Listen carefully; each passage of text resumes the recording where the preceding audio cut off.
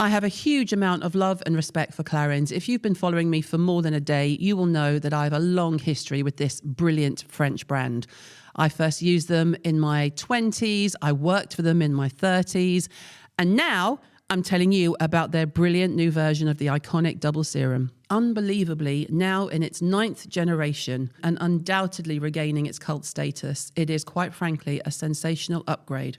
Rooted firmly in the performance Clarins is known for, double serum now targets signs of aging linked to lifestyle. Think pollution, blue light, sun damage, and UV, with 5 new actives and a potent Provençal reed extract that tackle this head on. I love the luxe texture, the elevated peptide and squalane formula, and the pack's innovative new dosage pump. Used daily as your treatment step, the results in 4 weeks are impressive. After 5 years of research and 6 patents to reach this version, it's absolutely been worth the wait. The Clarins crown is firmly back in position. Strap yourselves in, people. I'm going on tour for the first time ever, and I'm so here for it, bringing our wild and wonderful Glad We Had This Chat podcast to a venue near you. Promising you an unforgettable night of unbridled honesty, unfiltered opinions, F-bombs and fearlessness.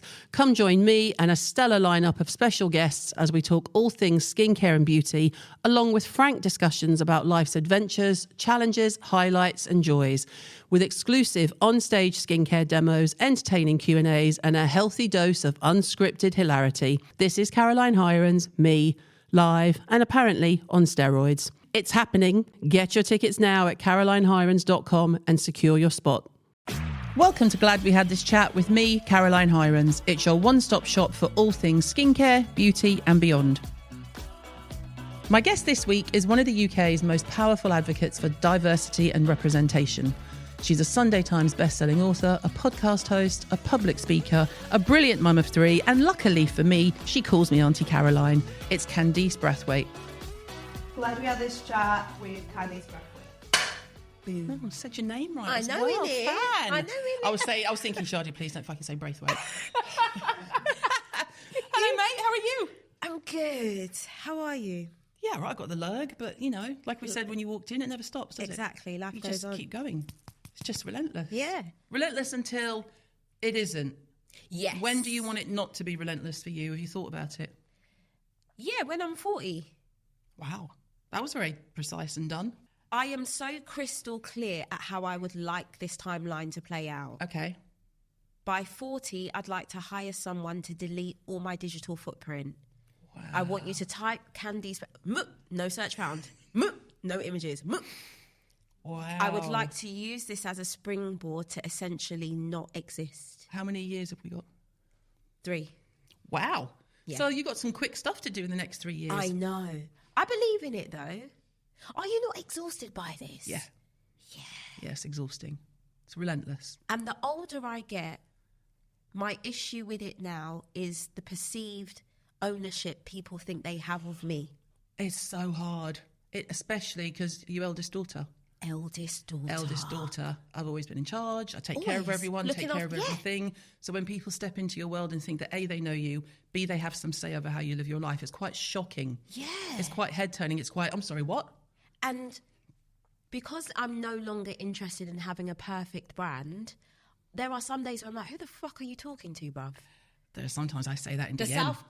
the South London just gets in my esophagus. And I don't know if it's because hopefully I look younger / I'm petite. Yeah.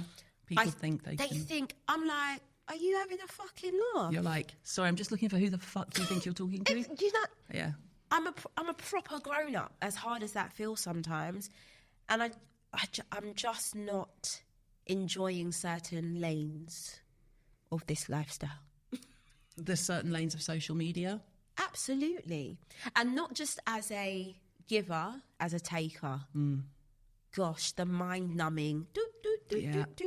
Also now sitting with myself and being like, oh, you are just as easily influenced as anyone. Yeah, we all are. Your algorithm is now skewed to tell you one thing and think one way. And I would much rather have conversations with people in real life. I want to hear your tone. I want to hear the inflection and the suggestion. What connotation is this said with? Exactly. What's the, you know, these clickbaity clips for everything where we've got no context and everyone just makes their mind up They about someone jump on a bandwagon. It's exhausting because I spend a lot of time.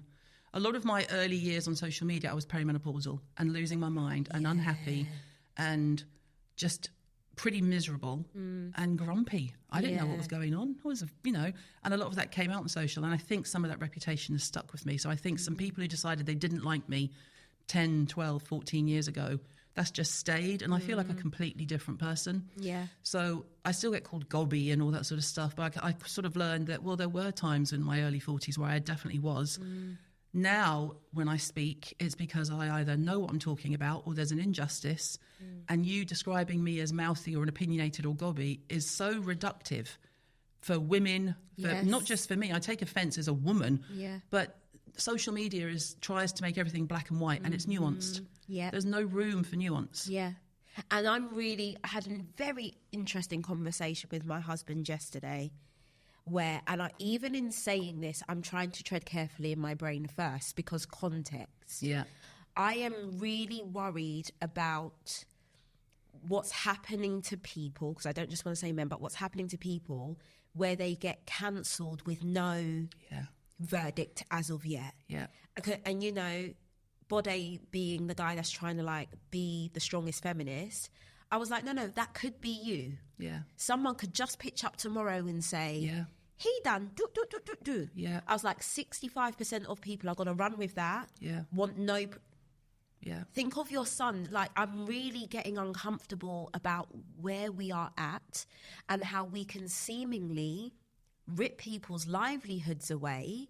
I'm on tenterhooks all the time. And then on the other side, there's people who have been saying for years that this person behaves in this manner, and that person is still thriving, employed, and doing all the things, being in all the spaces. Yeah. So then I see someone like Russell Brand, who's found Jesus and is all over everywhere in the States, and everyone's saying wonderful things happen when Jesus finds you, and then someone put underneath you and the authorities. But I just don't get and I say this respectfully, the gullibleness of that demographic, because no one in the UK is believing this. No one. It's interesting because I'm sure we'll get to this point of the conversation. It's such an interesting world to be privy to, as in the States. And because our plan is to move there. That's the next I'm working on my working visa as we speak. Right. That's the next. Where would you go, New York? Absolutely. Nowhere else. Yeah, I was going to say. And, Bode is toying with the idea of other places. I'm like, mate, I want to go somewhere where the guns aren't quite so gunny. Yeah. And the blackness ain't so black. I know exactly what you mean. I know exactly what you mean. I'm trying to look for that space. And so I'm like, but it just feels so strange and so foreign. So on one side, it seems like, using Russell as an example, so gullible, but it's also a place where, especially a black woman like me, there is no perceived ceiling. Of course. I'm not going to bullshit you. I feel like my neck is through the ceiling of the UK, especially because there are certain things I just don't want to do. I can absolutely see that. Yeah. I'm just like, I don't want to do that. Where's our innovation? Where's our new talent? Where's the new conversation? I'm like, I'm so bored, It must be hard to be, because I think we've got aligned, maybe, aligned, I wouldn't say the same, but similar reputations in some ways. Absolutely. In terms of, and I take that as a compliment. I'm sorry if you don't. But Very gobby. But in terms of, if there's someone at the table that's going to go, well, no, that's not right, it's going to be us. Yeah. But I recognise the privilege of, it's much easier for me to say that as a middle-aged white woman than it is for you. Yeah. Because you'll immediately be labelled. Oh, I'm labelled. I also feel the chill of being left out of certain spaces. It's very clear to see where certain stakeholders or people in power have gone, because she's pointed that out, no access here. And it's something I really struggled with, I'd say, for the last 2 years. And I'm now in my golden era, and I think it shows. In the black community, we say there's rice at home. And that's when your kid's asking for a takeaway. You're like, mate, there's food. I've got love at home. I've got likes at home. I've got adoration at... I'm not sitting here being like, oh my God, I wasn't invited. I'm just like, no, I cannot live my life that way, because then people get to turn that tap on and off. Yeah. And I'm sitting there basing my value on whether you say I'm in or I'm at the table. Just like, bro, please. And I want to follow that up by saying, I want to be sincere and say, I did at one point struggle with that. Yeah. I did at one point pin nature. everything on the invite, being upheld, being allowed in. And it just got to a point where I was like, this is not good for you moving forward. And how are we going to negotiate this? It's not healthy. At all. It's not healthy. I mean, I have it to the same degree, except as a white person, which is huge. I understand it's huge. But I have brands that won't ever speak to me because I'm outspoken. I have brands that want me to consult with them behind the scenes, but would never work for me in a paid sponsorship way. And I had the same. I had to be like, well, why are they having a dinner and I'm not invited? I've just been working with them, but I haven't been working with them publicly. Yeah. So I don't show up for those anymore. Yeah. I take care of me. And it's really nice because I perceive it to be true for you. So correct me if I'm wrong. But it's really nice to have built a brand where I actually don't need that. I don't need to fight for the validation of certain brands or people to pay the overheads, to run the thing, to feed the self, to buy the shiny shoe. Yeah. So once you start doing that with your brain, I'm like, okay, so what are you doing it for then? Why are you doing it? Because it's not making a difference if your kids are fed or not. Exactly. So let's really start to get some movement on. And I have a huge mother wound. I have huge maternal difficulties, which at the beginning of my career showed up as me really wanting validation from certain women and being allowed into certain spaces. 5 years of hardcore therapy every week, no missed sessions, even doing these sessions on holiday. Wow. I'm like, no, you have enough maternal spirit to comfort yourself and to not need that I just don't need it. No. I just don't need it. You know, and I go to these parties and I just get so fucked off. Not mine, though. No. I love yours. Yeah, are you doing one this year? Of course. All right. I was like, babe, be careful what you say next. But you know, it's just so the pretend of it all. Oh, if I didn't have hair, it would have fallen out anyway. The fakery. The fakery. Bitch, you ignored me last week. Don't do that whole, now I see you. No, I don't. No. It doesn't bother me either way, but I'm like, do you have mental difficulties? Like, in the golden era, you just want people to keep it the same vibration across the line.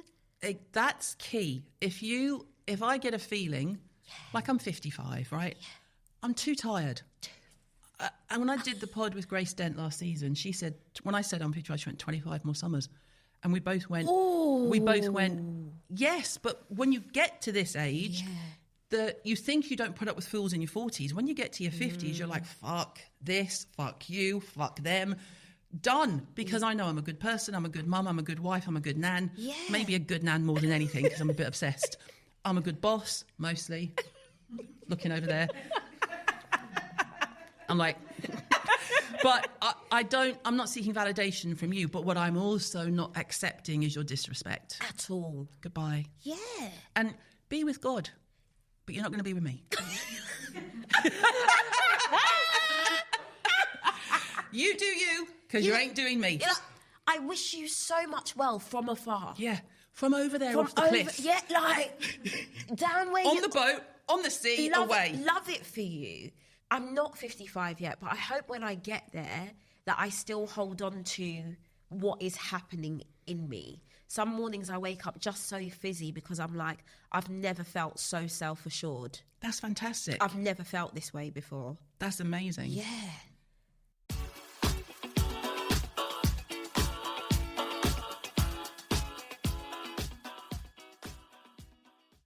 There are a few things in life that just keep on giving for $3.99 a month. A floppy fuel station sarnie, one small cup of bougie overpriced coffee? I don't think so. Or, for the same price, you could be getting a month's worth of skincare insights and know-how from yours truly. A wealth of fresh, expertly written articles on all things skincare and beauty. From our free-to-download version for essential educational content to our elevated premium experience, the Skinrock app will revolutionise how you shop and learn about skincare. Whether you're a novice building your first routine, an aficionado wanting deep scientific expertise, or someone looking for the inside scoop on beauty newness, it's all in one pocket pocket-friendly place on the Skinrock app, with simple-to-use functions that let you filter for your personal profile, save your favourite content, and explore a vast product library with ease. It's no wonder it's called the Google of skincare. Unlock a world of incredible premium content for just $3.99 a month, $34.99 a year, or get a special discount via the podcast with code CHPOD to get £10 off your annual subscription.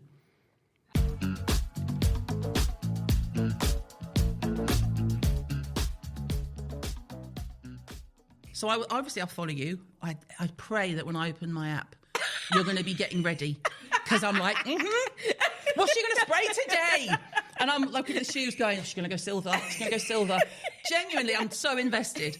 Talk to me about the fitness thing. Because we spoke at the Christmas thing last year. And it's funny because when you said how you had previously felt and about how you looked and felt, and how you had to go at him for not telling you. I was like that with Jim. When I was perimenopausal, God bless that man, he's never said one word to me about how I look, right? He did once say, do you need those eyelashes? And he was spot on. I think we can all agree that Jim was spot on. I looked like RuPaul after a night at Glastonbury. They were like this. And the best thing about COVID was I lost the lashes, right? So that man's never mentioned my weight. Yeah. Ever. Yeah. But it took me going, I don't feel healthy. So when I started working out, he was like, oh, what are you working out for? He's just, bless him. Yeah. He's just like, oh, that's nice. Yeah. And then he sees the sort of effect of me working out and he's like, you look fit, but he doesn't mean fit like when you're a kid. Or he's fit. He was like, oh, you look fit, love, like, you know. Yeah. And I'm like, yeah, you want to start, mate. So what was the cincher for you? Because obviously I told you what mine was, my mum and not wanting to be frail. And this is why I knew that sitting down with you was going to help me just have a really good conversation. We had to do our life insurance in 2019. Right. Fuck me, mate. That premium, because of the way they perceived my health to be because of certain data, I said, I think the fuck not. And it was such a hard stamp in my brain. Also, things like, not to interrupt, but things like you're more prone to type 2 diabetes and they will assume you're going to get it if you're a black woman. Yeah. So people wouldn't know me before social media, obviously. But prior to having Esme, 5 marathons under my belt, 3 ultra... Yeah. I didn't know that. That bitch. Like, and sometimes just for bants, I throw up a throwback picture because I'm like, I understand this is new to you. Not to me. It's not new to me. Wow. And this is the version of me that body met, that I understand. And so 2 kids, pandemic, I made it through any way I can, and I have no judgment to that woman whatsoever. No, of course. You are doing the best. Yeah. But I was like, that's not the next phase of my life. And I don't know how to break that to someone. I also don't, I know that I don't have to explain that to anyone, especially not someone down the phone that I don't know. No. But I'm like, also, especially as a black woman, I've got to get my shit together. It's taken 2 years, 4 months for the shit to start to come together. I've never felt better. And it's such a badge of honor for me to like work out twice a day, to be conscious of what I'm putting in my mouth in real time. I saw an interview with Fat Joe the other day and he said, I've now learned to eat defensively. And I was like, I'll be taking that saying. That's a great line. I train defensively. I eat defensively. Yeah. I think about all the things that have killed my ancestors or women down the line. Also, this weight loss, one day I'm lying in bed, I'm like, what's this huge lump in my tummy? It's a fibroid the size of a grapefruit that I couldn't feel prior. Go to the doctors. Wow. And not that we were trying, but some would say if you ain't doing nothing about it, you're trying, but just not falling pregnant. Right. Huge fibroid. It's changed the shape of my womb. Sperm can't get any access. You're not. And the doctor just hit me straight with the hysterectomy conversation. I was like, hold your shit, love. Like, I don't When was this? This was like 3 months ago. Oh, shit. I was like, but he was like, you don't want any more kids. I was like, no, you're skipping steps. That's going to bring on early men. Let's settle down a bit. But it's just gone to show the domino effect of what could be happening. And now I just take such fucking pride in being about it. I feel so much better in not just in my body, but in what my body is capable of. To even attempt something like, I'm going to be 37 soon, to like say I'm going to do high rocks, I perhaps will do another marathon. I never would have said that 10 years ago. So impressive. Like, I'm like, oh, you are so impressive. You inspire me to keep going, because I haven't been to the gym for about 3 weeks or so. Yeah. My trainer fired me. Bless him. He got a great job, and he felt really bad telling me, but I was actually pleased because I needed to change it up. Yeah. And I think I just needed the pause, because for me, I know now that me working out like a maniac for the last 18 months or so was me just chasing away from grief. That's all I was doing. I was just like, Mum died, let's work out. Yeah. Crazy. Now I can see it. Yeah. And then I realised, hang on a minute, I'm actually exhausted. Yes. I'm physically exhausted. But when I see you, I'm like, you could stretch, Caroline, get off your ass. You don't have to do high rocks or do a marathon, but you can at least stretch when you get up in the morning and before you go to bed. Make an effort. But like we were saying off camera, I don't want people looking at me and then thinking that what they're doing or not doing is bad. I'm now woman enough to see from a bird's eye view that, especially a woman's life, it has seasons. Yeah. Those were my baby years. That was the time to gain extra weight. So there may never be another padding season for Candice Brathwaite, but the exercises may change as I get up. You know, nothing is a sure thing. That's the same for me, because what I've kept is I track on MyFitnessPal. See? 560 odd days I think I've done. Yeah. And that keeps me in track. I don't obsess. I weigh myself once a week to see if I'm in check. Yeah. And it's just to keep an eye. Yeah. It's to keep an eye because I am 55. I've got autoimmune diseases on mum's side and heart problems on dad's side and type 2 diabetes on dad's side. And I'm like, Yeah. Same, I was just like, I want to be around a long time. Yeah. You know, if I want another 40 years, I don't want 40 years and 20 of them are in a home, frankly. Exactly. So I'm not working out so that I look fit. I'm not, it's about, I want to be strong enough to do my own shopping when I'm 80. Yeah. You know? And I hear that and I feel it so deeply. And I'm not going to sit here and lie. There comes a point with weight loss where you do then obsess about the scale going down. Yeah. And it got to a point with me where it was a little too down. Tingly fingers, always feeling cold, so dizzy. Really? My PT was like, you're going too far the other way. Yeah. He was like, and I can't actively train you if you're not going to accept that with this version of you, it's going to do that. Because as we build muscle, we're going to go here. And I was like, you know what? I hear it, but there is a conversation to be had, and I love that I feel safe enough with you to do all of this, where it's like, and I'm trying not to get emotional because I understand where this conversation is coming from. I've had to really think to myself as a black woman, what will I allow or feel as though I can allow to count against me? Walk with me here. I'm not fairer skinned. That's not something I can quote unquote change. But that does then leave me out of the running for certain things. Colorism just exists in that framework. Yeah. I don't look like a model. And it's like, the more of these notches, societal notches you have against you, it's like, I'm trying to pick a thing. And I hope the people listening to this understand how authentically I'm trying to have this conversation, because God knows I'm not saying that feeling this way is correct, but I'm also not going to sit here and say that I don't feel it. Yeah, of course. That I don't feel like, you know, you're a black woman, you're a dark-skinned black woman, you're a plus-size dark-skinned black woman, you're a plus-size dark-skinned black woman who's gobby, who's got to tell the truth, who's got to... Fucking hell. It's exhausting. Do you know what I mean? It's a lot to carry. It's a lot to carry. And I'm like, as I watch my peers now grapple with certain things that are happening to them, or how they, whatever they choose to do, to just maybe take a notch off or feel less pressure, I've got no fucking judgment. I said off camera, it's just that I don't have the heart, that I'm scared.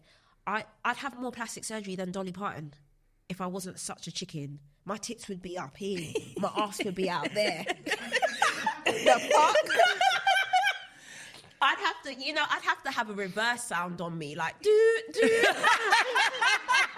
Like, and I'm very honest about sometimes feeling that pressure, or, do you know what I mean? But I'm just like, also, it's a conversation I have with dear friends or my family because I'm just not willing to open myself up to the belly of the beast, which is fucking strangers who feel as though I'm like a jigsaw puzzle that they can... Yeah. You don't get to do that. How do you navigate that for your kids, especially as the mother of a black son and the mother of a black daughter? Because I raised 3 boys in West London, white boys. That's worrying enough. But in the real world, raising a black son is there's far more stress and things that can go wrong. And the worries I have as the parent of teenagers in West London is nothing compared to the worries of a black mother. Honestly, and I was kind of flying by the seat of my pants with Esme, and Esme was born in London. When I fell pregnant with Rich, we were in London and we left because I hadn't even had the sonogram yet, but I knew he was a boy. I just felt it in my... I felt it in my everything, and I said to Bode, I can't raise a black boy here. Sorry. I've got 2... And we were in Croydon, and Croydon is now Croydon. Yeah. It wasn't Croydon back then, but it is now what it is. And I was like, I'm constantly gonna be watching his back, our back, you know, just being on the wrong road at the wrong time and can cost you your life, and that's just not something. So we moved to Milton Keynes, where in like a little village in the Shires. And now I'm having feelings of guilt because RJ, my son, he doesn't see himself a lot. And I remember bringing him into London on public transport for the first time last year, and he spent the whole journey with his hands over his ears sobbing. Why is it so loud? Wow. Why is everyone moving so quickly? Why can I not just hold my iPad and swing it like... He went to cross the road, Caroline, and didn't know that you had to press a button. So he just like launched into the street, and I had to drag him back by his hoodie. Wow. He thought red buses were fire engines. He was like, oh, there's lots of fires in London. Why there's so many fire engines? Pretty different to your upbringing. And so I'm just sitting here like, have I done the right thing? And you know what? It's a conversation I have with my friends of all races all the time, because now all my children, boys and girls, are tremendously privileged. And one thing my mate said was, Candice, your kids are black. The world will get them. Don't worry. Wow. How sobering is that? Your kids are black. The world will get them. That gives me chills. She's like, the schooling that, you know, you're fighting to afford, the lovely house you've got them cocooned in. She was like, long may it rain. Yeah. Because one fucking day. One day. They're going to be reminded that they're black. She was like, one day. Wow. And it just made me go, oh. That we're staying where we are. Yeah. And she was like, also stop feeling guilty that they don't have the edge that you did. Yeah. Or they don't understand the struggles that you had. She was like, they're still going to show up in the world as black teens and black adults. Yeah. The world will fuck them up either way. So pick a struggle. Wow. I was like, okay, got it. Noted. Yeah. But now my stepdaughter's come into the fray. 16. Oh, yeah. 16. Yeah. This really should have been a drinking show. Wow. I'm sure she's lovely, but 16. 16. And this is someone I've known almost what feels like my entire adult life for over a decade. Known her forever, loved her forever. But for a 16-year-old to now come into the fray, it's very illuminating. Not just for her. It's illuminating for me. It's very illuminating for my kids. And what's so interesting is she's the child I know the most. And I say that because we were raised in very similar spaces, the same space actually, Brixton. She has a street edge to her that my children will never have. Yeah. She has a capability of reading a room that my children have never had to. Mm-hmm. And so there's a vibe and a bond I have with her that I'm finding really interesting. And I'm looking at my kids like, no, you lot are soft for real.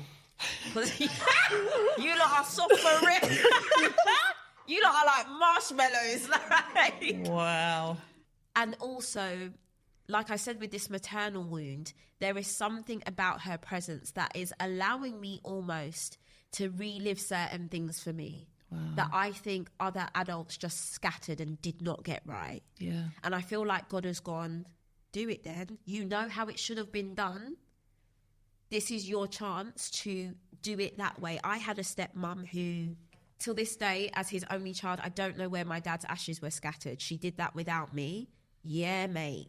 So when I say I'm coming from a place of hurt and trauma, and I'm seeing where the universe is being like, there's a moment here to rectify this for someone else. Are you going to sit there and be a bitch because you're still feeling uptight, and rightfully so? Or are you going to think about how you would have liked it to have been for you? And before she even moved in, I spoke to Bode. I was like, we've got to go to the solicitor. We've got to rewrite our wills. Yeah. I was like, because listen, if you pop it before me, I don't want any of our kids feeling like they didn't have a stakeholder. Unfortunately, when you die, things are all you have. Yeah. And to gift a kid a thing is to say, I saw you, I loved you, I upheld you. I need certain things in certain places. So she's not feeling as though, but because I am the step parent, it can be really easy for me to be the wicked witch. Yeah. Whether I am that or not, that's how a story can do. And I look at him and I'm like, fix the fucking story. Don't make me the bad guy. Don't make me the bad guy. And he never has. But I also look at my mates who are entering relationships with people that have kids, and I'm like, there's so much you need to pattern first so that you're not the villain, or that you make it clear, I've got no issues. I love you equally. But it has, like I said to you off camera, it's the most adult thing I've ever done. Fuck HMRC. Fuck that. Stepmom to a 16-year-old girl. Mumming is the hardest thing I've ever done. I can imagine. Yeah. But only imagine. I'm just like... It's hard enough when it's your flesh and blood. But to be a stepmom and to not want to be the step witch, which is what we all called our stepmoms. Yeah. To not want to do that, like, you're a proper grown-up now. I know. It's really weird and really hard doing that with no proper example. I've got no older me to call. Like, there's no older black woman in my life that I can be like, yo, sis, shit's popping off. Yeah. In every column of my life, I'm the first to do it. That's a lot of pressure. A lot. Do you give yourself a break? I've started to. So much so that I've just started to redesign my life in my head, because I'm like, there's only so much I can take. That's what I've been doing, but I'm 55, so if you're doing it at your age, babe, you're flying. I can't continuously show up as the first all the time. No, someone else has got to do this. I'm battered. Someone else has got... Battered is a good word. I'm battered. Yeah. And I don't show it. If no one takes anything else from this, Candice Brathwaite is a bit battered. Candice Brathwaite is fucking phenomenal, and you won't talk about my mate like that, or I'll be throat punching you, okay?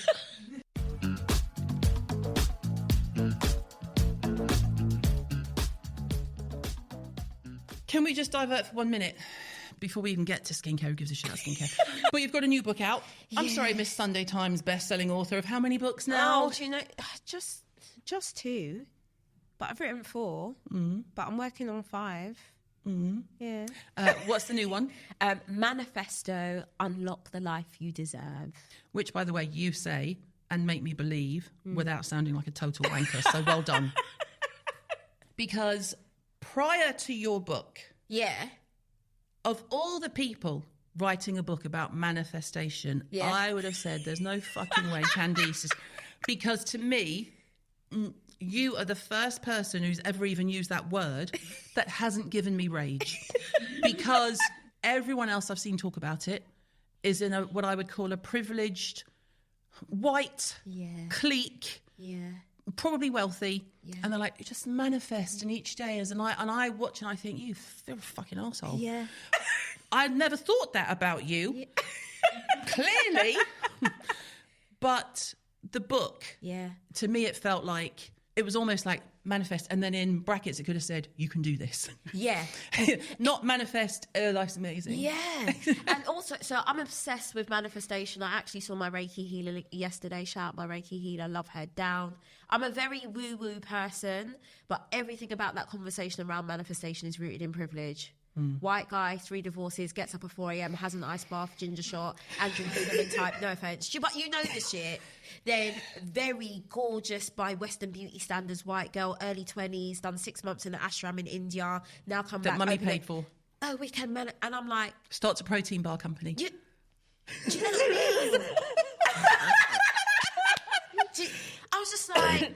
Okay, and this isn't to say that the science or the energy around it is not real, but what about the people who, for whatever reason, are on the fringes of society? For me, it's blackness. For someone, it could be disability, socioeconomic. Yeah. There are so many hurdles people have to clear before they even think they're fucking worthy of their desires. Yeah. Not even to try and get it, to think, oh, you know what? That's what I want. I am worth that. Yeah. And I was like, no, you've been working so hard at unstitching the falsehood society has sold you, Candice, to keep you in your place. Yeah. That you might want to start sharing this conversation. Because, and for all intents and purposes, not a sob story, grew up very poor, never fucking felt it though, because we had South London community. Never felt it. You had 15 people telling you off, not just one. I'm like, so what does poorness feel like when you feel you've got so many aunties and uncles? But then also disturbing violence. I remember one night, my granddad coming at my nan with a carpet knife, her grabbing me, using me as a shield, as she runs downstairs to get a meat cleaver. I was about 4 or 5. But then the memory before that is I've just been put to bed and a brick comes flying through my bedroom window because a family member was a heroin addict involved with a massive gang, and they were there to collect that night, and they air conditioned the house, licked out every fucking window, front and back. Wow. So I've spent decades being on edge, ears in shoulders, so ready to fight, so ready to dispute. It's exhausting. Living life in opposition, you know? And so to start that way, and not even at 40 yet to be here, what the fuck has happened? You have. Exactly. You've happened. And I was like, we've got to get that down on paper. We've got to try and help people understand their worthiness. Yeah. Which is, again, extremely difficult when you live in a society where you don't see yourself positioned as the one or at the table or with the thing, you know? And so people can read it, that they don't have to. I couldn't give a shit either way. I'm just like, this has really worked for me. And I can appreciate that women like me would only turn that conversation on if it comes from me. Exactly that. You know? Exactly that. Yours is the one word I always think of when I think of you is authentic. Yeah. And so yours, I was like, manifest. And I was like, well, be Candice. Of course it's going to be kosher. Do you know what I mean? Because you can't be anything else. I don't bullshit anyone through that book or through the process. It's going to feel like utter hell. You have 60,000 plus thoughts a day. To try and start to filter all of those and realise at least 90% of them are you chatting shit to yourself, you're going to have a bit of a breakdown. It's not going to be cute. No. Like, I'm slowly coming out of the cutesy end, but for years it was just hell. That's the key for me, the cute side of the manifestation movement. The cute, like everything's pink and fluffy and you manifest it, and then they have launch dinners and there are all these beautiful people in a room talking about how you just have to manifest your life. And I'm like, all of you are fucking loaded. With husbands in the city. Like, it's not real life. Yuck. It's not real life. And I'm really open about like, oh yeah, okay, I wanted to manifest. I'm trying to manifest this New York brownstone. But Candice of 8 years ago was in so much debt. How do you pull that thread through? So the ugly bit of manifesting is opening your debt drawer, bitch. I had a debt drawer where those letters came in. I knew exactly what they were, and they went straight in that drawer, never to be opened. And I was like, oh, you have to do the painful stuff. Yeah? That woman you see yourself at 40, she's not, her physical body's a bit different to this. So how are we gonna, okay, you're gonna have to show up like this, and maybe you're gonna have to do less of that. Okay, I get it. But everyone wants to skip that bit. The hard bit. And just jump to, oh, yay, I look and feel so... Fuck that. I was on my face for years.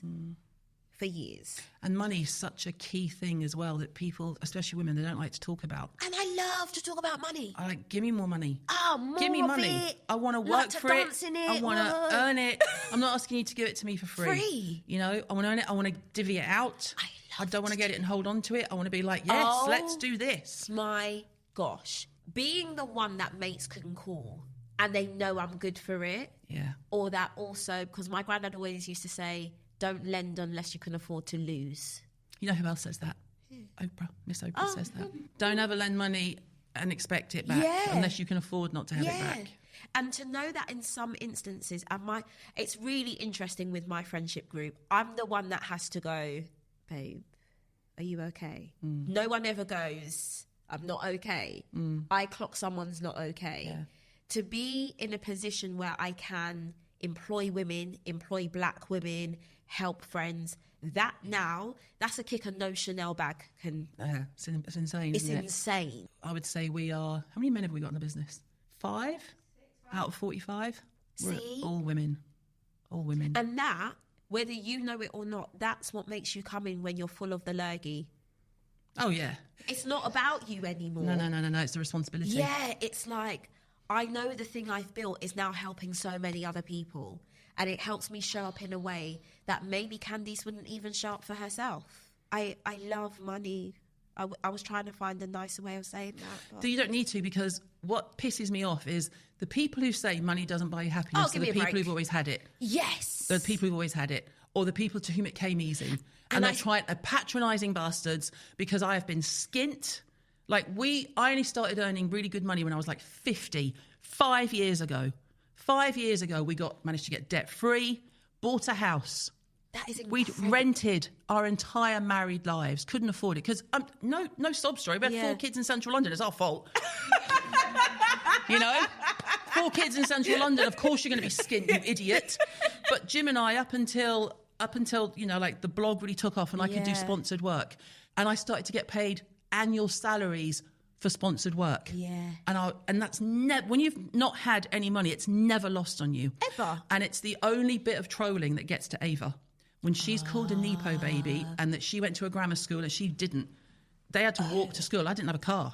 Like, we have come from working class. Jim and I have worked for everything we've got. Nothing has ever been handed to us, and you never forget that. Yeah. It's why I'm happy to be the last one in the office. I'm emptying the bins. I'm doing the dishwasher. It's my fucking office. And it's why I bet because I've seen you in action, so you're like me. It's why everyone gets eye contact. It's why the cleaner is as important as the CEO.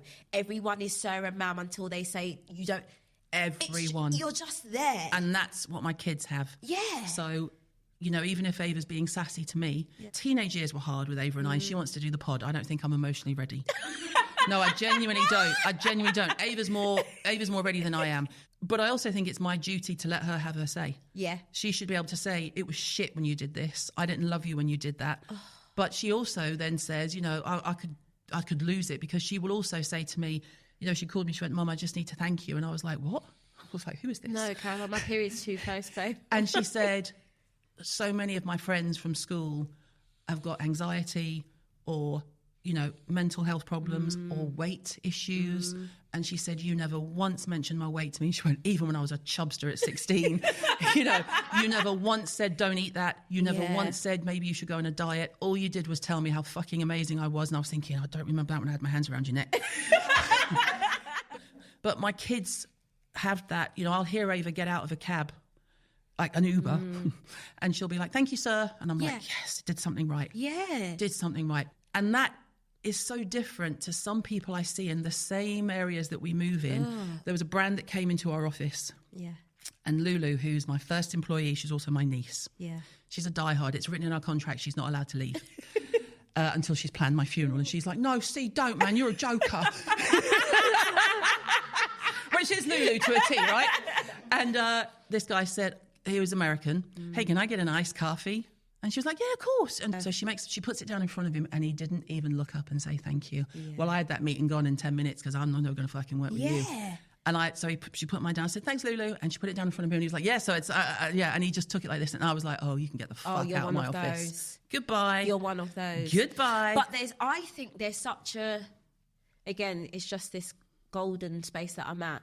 There's such a authenticness that comes with someone who had nothing, got something, and I'm not afraid to have nothing again. Oh, no, I'm not. No. I'll do it again. I figured it out. Do it again. And so I'd be tired, but I'd do it again. But it makes you so quick on the bullshit so quick to be like, that's my person, that's not my person. Yeah. Because you don't have to posture or play up or don't care. like, I'm not doing that. I'm not trying to impress you, bitch. Oh, I can hardly impress myself. That's all.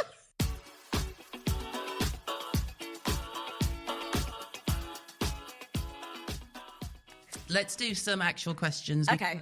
So in the last year or so, you've now got hubby managing you. Yes, thank God. Okay, because I was going to say, how's that working out? Yes. Okay, good. Yeah, yes, more yes. I can appreciate it's not going to fucking work for everyone. But I watched this guy work in construction and manage multi-million portfolios. And I was like, I just need him to see me as that portfolio. Like, once that penny drops, we're off to the races. He cannot stem the calls of, wow, you've really turned this brand around. Because he has. It's clear for everyone to see.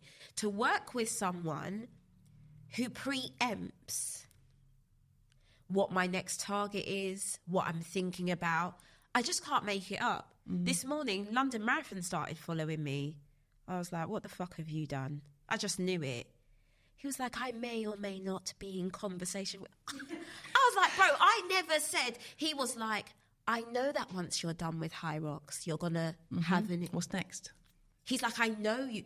And so to work with someone who knows me that intimately, and also to watch your man play to his strengths. Amazing.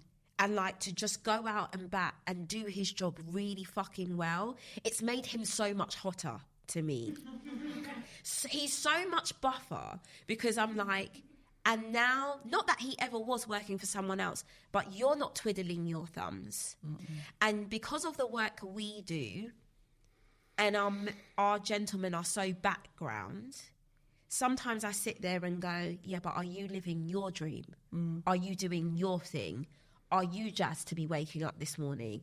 And to see how much he's come alive in this managerial role, I want to say, I don't know why it didn't happen sooner. I know why it didn't happen sooner. This was the perfect time. Everything happens in its time. Yes, just this stunning output. No complaints. Well, isn't that a lovely answer? Because I think sometimes, you know, when you get people on a pod, I mean hosts of certain shows, and it's all clickbaity with drama and people crying, and I'm like, are you not embarrassed at this point that every girl that's on your show cries? Yeah, like... Stephen Bartlett. Leave that in. Oh, I'm fucking leaving it in. Like, it's such a wasted opportunity for me if you get Trini, Melanie C... And the clips that you show are women crying. Yeah. When do you ever show a man crying? When do you ask a man about the woman being absent in the upbringing? So we have a yogi, Raki, who is, you know, someone who you speak to and you're like, oh, I feel like I just exhaled. And she said, I've noticed that he always asks men for their advice and how he should deal with situations, and he offers the female guests his advice. Oh. And I was like, that never... spot on. Yes. So it's so nice to hear you say, I love my husband. Love him. He's a shit hot manager and I want to do him. Yeah, like...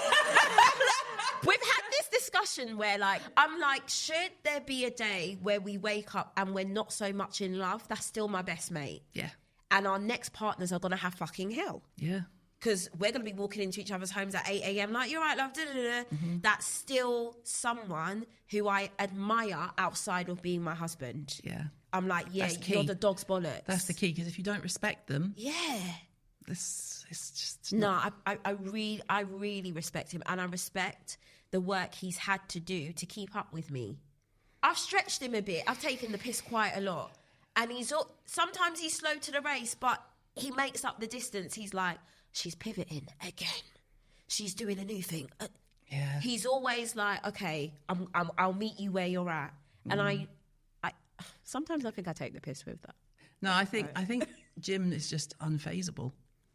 That's the word. He just goes, oh, wow, right, okay, yeah. we're doing this. Yes. Okay. Like, I'd go home back in the early days where I was an employee and be like, I can't do this. I fucking hate them. None of them speak to people the way I would. Yeah. You know, like when I was sort of in like that middle management area where you've got bosses, but you have people that report to you and they love you, but the bosses don't, because you're not treating them as shit as you're being treated. You're not passing that cycle down.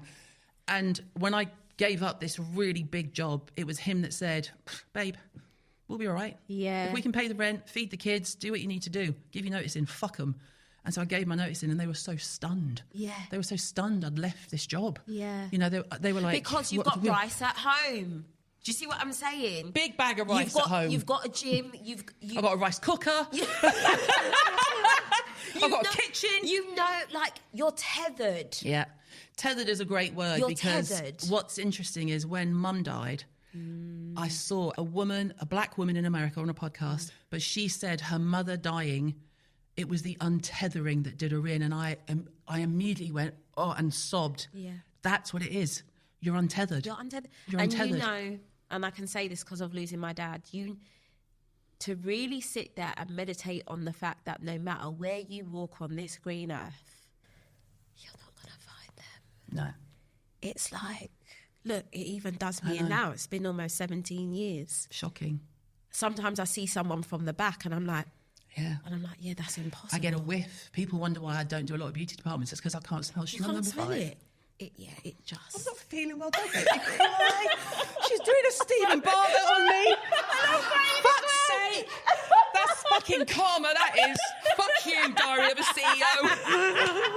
What I was going to say was, you then realise you have a moment, especially when it's your mum. Yeah. If you're close to your mum, I know not everyone is, where you're like, oh, fuck, I'm the matriarch. And that's when I went, you've got to get your shit together, you've got to get your health together, you've got to get your head together, you've got to get your finances together, you've got to get your business together. Yeah. And you just turn shit up. Yeah. And I know some people check out, and I have no judgment, like you say. Some people would just go, I can't cope with this. Yeah. And I have days where I go, Jim, I can't cope today. And he Yeah. goes, I'll put something in the oven. And he'll just feed me tea like I'm a walrus. Like I'm on the sofa like a walrus going, help me. Oh, you know, and he'll just throw food at me from the kitchen. And I'll be like, just having a moment. And like the other day, I got Mum's medical records through. It took 18 fucking months, and it's only the GPs, not the hospital. Just in case you ever need to do this, don't open it if you're not in a good space, because it's chronological backwards. First thing you see, the patient died. And I went, oh, fuck you. I know. No, but when you get that, it's all on me. Yeah. That's what you get. Yeah. But I stepped up in a different way, in a way that I'm really proud of, but I also think that's why I'm a bit exhausted at the moment. Because there comes a point where you go, shit, I should just stop for a minute. And that's why Bode becoming my manager was really important to me, because you've made me think about that now. One day I woke up and I was like, if I die right now, what the fuck is happening? Who's doing what? Who's in charge? Who's got their own? Who's in charge? Now I was like, okay, I want you to feel as bright as I do, so that if my lights get knocked out, grief, sadness, whatever. Yeah. But the we train got babies, babe. What's happening? The train keeps on chugging, you know? We redid our wills and lasting powers of attorney. If I tell you one thing, people, if you take anything this, get your death admin in order. Honestly. It's unbelievable the way the system is just stacked against you to get the money from the person's account. To everyone wants a piece of it. Yeah. And if I wasn't the woman I am and the boss I am, I mean, like when I applied for medical records, they said you're not entitled to them and basically dismissed me. And I mean, fuck around and find out. Yeah. I went, I think you'll find that I am. Here's my probate, bitch. You know, it was like everything is a barrier. Yeah. Everything's a barrier. 18 months to get her money out the current account for my poor stepdad. Because I have to, the will should have said, she had a will. Yeah. The will should have said, Caroline will sort it. Because I've done everything. Everything. Yeah. The funeral, the wake.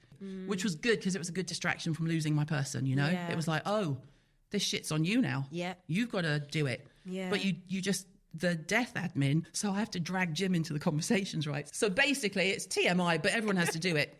You have health and finance. Yeah. Right? So finance is, if I'm incapacitated, he can make the financial decisions. Absolutely fucking not. He's useless for money.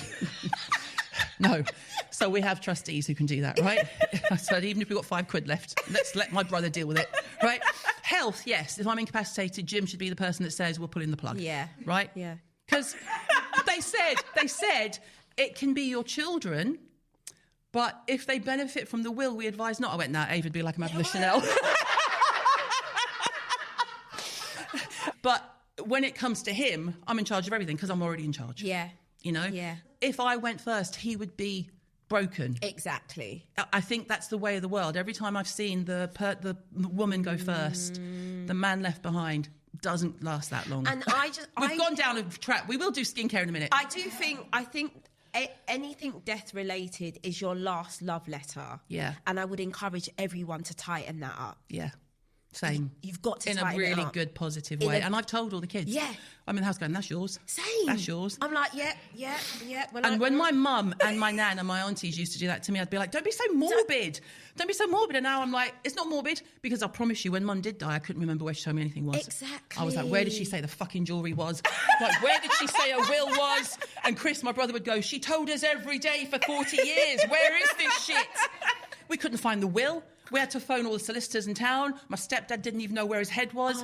You just forget. Yeah. So you have a folder, you have all your paperwork done, you have it registered. Get your death admin done, people, in a really good, positive way. Anyway, let's talk skincare. Fucking hell.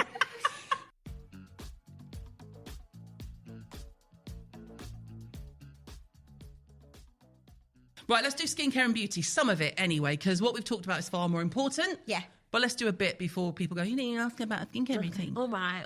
Now, you went through a whole thing of using so much product. Oh, my God. And then scaling it all back. Where are you at now? I will always be a double cleanser, sunscreener, moisturizer, Estee Lauder night repairer, red lighter, which is not a lot. I was so, not by you, but I was so influenced by the retinoid conversation. Right. Yeah. Burnt the shit out of my face. Yeah. I was like, oh, okay, maybe you don't need that. So I've proper scaled it back now. Yeah. I will say, though, and I know people are getting their acrylics ready to be like, that's so bad. I'm like completely incessant about my kids' skincare. All of them, not just the girls. Yeah. The first time I spotted a huge blackhead on Richie, he was 9 months old. Yeah. I was like, oh, here we go. And he's only 7, but he's needed really specific tailoring for his skin. And again, guys, don't shoot the messenger. I do what's good for mine, you do what's good for yours. What's been so great for him, and I'm not just saying it to gas you, is Inky List, is it salicylic acid? Yeah. And then we finish with your moisturiser. Oh, amazing. Boom. Cleared up the blackhead. Perfect. You know, he was getting frustrated. Oh. I'm like, that's my little boy. I'm frustrated. You know, there was frustration on both ends. I'm really like trying to instill self-confidence in their genuine beauty now, which comes with the skincare chat. Yeah. But me now, I'm very like, bit of this, bit of... It was almost as if I was trying to hasten certain things happening to me. I was like, maybe you just don't need retinoid right now. It's all right. Your Chill skin's out. fantastic. Like, you'll be all right. Yeah. Yeah. But talk to me about fragrance, Candice. Oh, my God, don't. Because I feel like that's your thing. Bro. How many bottles of fragrance have you got? 75? What's your favourite? I know, but you say. Oh, gosh, it's so... I might be wrong. You might change your mind. No. She's a bit of a slag, but hear me out. And I hate when the internet makes something a slag, because it's not even the slagability that's the problem. No. Stunning scent. It's just used by everyone. Maison France's Kirk de Jean Baccarat Rouge. I knew you were going to say that. In my veins. Smacking in. Like, You smell you coming before you get there. shoot it Fragrance. up, mate. Oh, and I'm always going to love her. But Bode has stuck his nose in and introduced me to a line called Frederic Malle. Oh, Frederic Malle. My Lord in heaven. Portrait of a Lady. Portrait of a Lady. That is absolutely your fragrance. Yeah. Gosh, like, I'm wearing it today. It's just so intoxicating, and it's a really good autumnal fragrance. But not everyone can carry that. You got to be a bit confident. You got to be a bit like, spunky. yeah, I'm wearing Portrait of a Lady. See, you've got to own the scent. So I'm a huge, and you know, I think I'm a scent person. Linking it back to the death thing, it's a remembrance piece. When I smell a certain thing, I think of certain people. Yeah. I'm like, oh God, they always will. It's such a finisher. Yeah. Yeah. Where, you know, I listen to you because, you know, you've always said you ain't got to put your skincare on a credit card. Fuck that for fragrance, mate. Ram that card up. That credit score has taken a licking for a fragrance. I've been like, you what? I'll swipe it. It's all right. I'll figure it out. But if it's your thing, it's your thing. It's my thing. But so is But shoes it's and one handbags of and my clothes. things. See, The whole closet is my thing. I love your closet. It's just I my really place. want a closet. I am considering turning Ava's old bedroom into my Get closet. a closet. I know. I'll be like, you can still sleep in it. Yeah. Just don't touch I anything. literally have a pump-up bed in there for mates' kids. I'm like, yeah, cameras are everywhere, so just, Just go don't to touch sleep. anything. Do you know what I mean? But I love getting dressed. I love having fun with clothes. And when I think back to where that came from, my granddad would wear like a 3-piece suit to go to the bakery. Yeah. And when we finally had a conversation about it, he was like, oh, no. I dressed up because I was black. And it made the difference of no black, no Irish, no dogs. If I've got a 3-piece suit on and a pocket watch, it gave me an edge. Yeah. And so dressing up became his armour. To watch because my granddad's going to be pushing 90 soon, and he's only just started to wear like a Levi and a loafer, but he'll wear a denim shirt with a cravat, and I'm just like, all right, granddad. Oh, bless. I'm like, all right. But that's where that came from. He's like, listen, and he always used to say, if you don't have a penny in your pocket, no one should ever know it. Yeah. He was like, you show up looking the dog's bollocks all the time. I remember one of the only 2 times in my life I couldn't afford to get my nails done anymore. And I went round to his house, and his nickname for me is Booby. He was like, Booby, where's your nails? I said, Granddad, I'm cashed out, man. I shan't cry. And I remember him. I've got tissues. Sorry. It's okay, we're just having a Stephen Bartlett moment. It's fine. I remember him going into his pension pot and being like, how much to put your nails back on? And he gave me the money to put them back on and for 2 more infills. And he was like, never again. He said, if you're that cashed out, you come to me. He was like, you've always got your nails done. Do you make... Psychological. Yeah. Psychological. He's like, you never let that slip. He was like, when I see you without your nails or a red lip, he's like, what's up? What's wrong? And that's it's a working class thing too, because I always call it the arrogance of wealth when people just don't make an effort. I don't need to make an effort. I'm wealthy. So their kids, when the nanny's off at the weekend, their kids have a bush out the back of their head, and and their clothes are scruffy and they've got holes in them because they think there's some honour in not spending money on clothes, and they think it's frivolous. I'm not raised from that. I'm a northern Scouser. My mum would not go to the post box without a red lip. Yeah. And it's something that I've just come to delight in and I can appreciate. It's my thing. Yeah. Well, you do it very well. But if your closet is on fire... Yeah. You can have one from each of your segments. Yeah.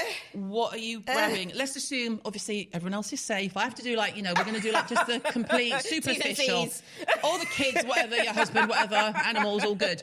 What are you taking? Shoes, handbag, coat, outfit, perfume? What are you taking? Oh my gosh. An Oscar de la Renta, fuchsia coloured ostrich feather cape. All the women in the room.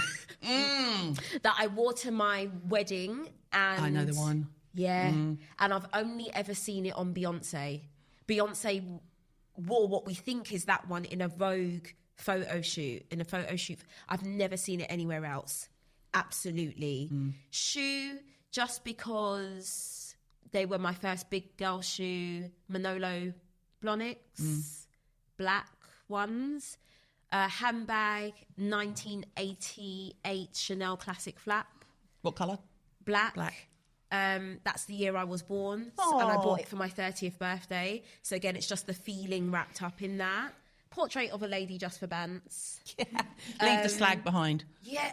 And it will probably be on me, but all these jingle jangles that to some degree now must have my DNA in them because they're always on me. Yeah. And that's what I'd want my kids to have. Everything else has got that Balenciaga though. No, you got to go. You got to go. You got to go. Sorry. It's nice, isn't it? Because when talking about the wills again, when I said to Ava, which of these would you prefer? Which do you want? Because obviously I've got a granddaughter and a daughter-in-law, and she said, whichever one has the most meaning to you, Mum. I was like, oh my God, she's a grown-up. And as someone who has nothing of their parents, the only thing I have of my dad's is a faded Arsenal mug. I haven't, and that's because his workmates knew I had nothing. So when they were clearing his desk up, they just got all these bits together and they were like, we know this is all you have. Again, I know they're things to people, but these are like legacy items. It's not a thing. It's not a thing. And even now, one day my father-in-law, a massive Arsenal fan, accidentally went to drink out of that cup and body hit the roof. He was like, you never fucking... Like, I'm surprised you haven't put it somewhere so in the... now it's it's literally up, but I was like, and I didn't feel that bad about it, and Bode was like, that's all you had, like. Yeah. And so again, they're just things to people, but it's what they're gonna, you know. Yeah. Well, I would save you in a fire, just so you know. Thank you. Do you have any kind of burning question for me? Does this get better? The fuck? Well, sorry to leave that to the end. I'm just like, I'm out of puff sometimes, mate. I'm like, I think it's like the marriage, and it's like life.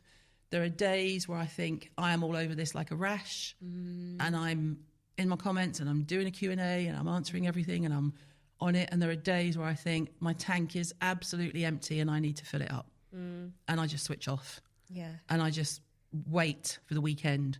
Like that's when you know you're too deep in it. When you've got your own company like you have, and you're too deep in it because you pray for public holidays because no one's going to contact you. Easter, Christmas, New Year's Day, I'm waiting for the break. Yeah. Because like you said, if I'm the matriarch at work, responsible, and I'm the matriarch at home, your kids and your family nor should they don't care about your problems. Yeah. Mum, I need this, Mum, I need this. They don't care that you're talking to investors and dealing with staff and doing this with a bank and da-da-da. And it does feel like you're being pulled in all directions. So you do have to go, but I wouldn't change my life.